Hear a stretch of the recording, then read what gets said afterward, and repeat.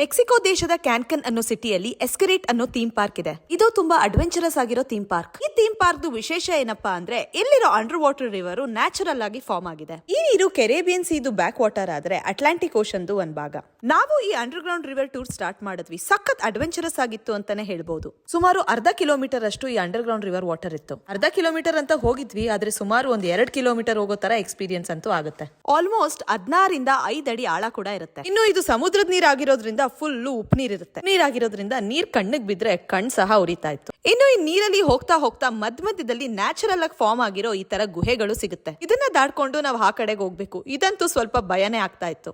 ನನ್ ಮಗಳಿಗಂತೂ ಈ ನೀರಿಂದ ಹೊರಗಡೆ ಹೋದ್ರೆ ಸಾಕಾಗಿತ್ತು. ಹೇಗೋ ಫೈನಲಿ ಅಂಡರ್ ವಾಟರ್ ಟೂರ್ ಮುಗಿಸ್ಕೊಂಡು ಹೊರಗಡೆ ಬಂದ್ವಿ. ಎಕ್ಸ್ಪೀರಿಯನ್ಸ್ ಅಂತೂ ಸಖತ್ ಅಡ್ವೆಂಚರಸ್ ಆಗೇ ಇತ್ತು. ಹಾಗೆ ಈ ಥೀಮ್ ಪಾರ್ಕ್ ಅಲ್ಲಿ ಚಿಕ್ಕ ಮಕ್ಕಳಿಗೆ ತುಂಬಾ ಅಡ್ವೆಂಚರಸ್ ಆಗಿರೋ ವಾಟರ್ ಆಕ್ಟಿವಿಟೀಸ್ ಇದೆ. ಇನ್ನು ಇಲ್ಲಿರೋ ಬಟರ್ಫ್ಲೈ ಗಾರ್ಡನ್ ಅಲ್ಲಿ ಎಲ್ಲಾ ತರ ಬಟರ್ಫ್ಲೈಸ್ ನೋಡಬಹುದು.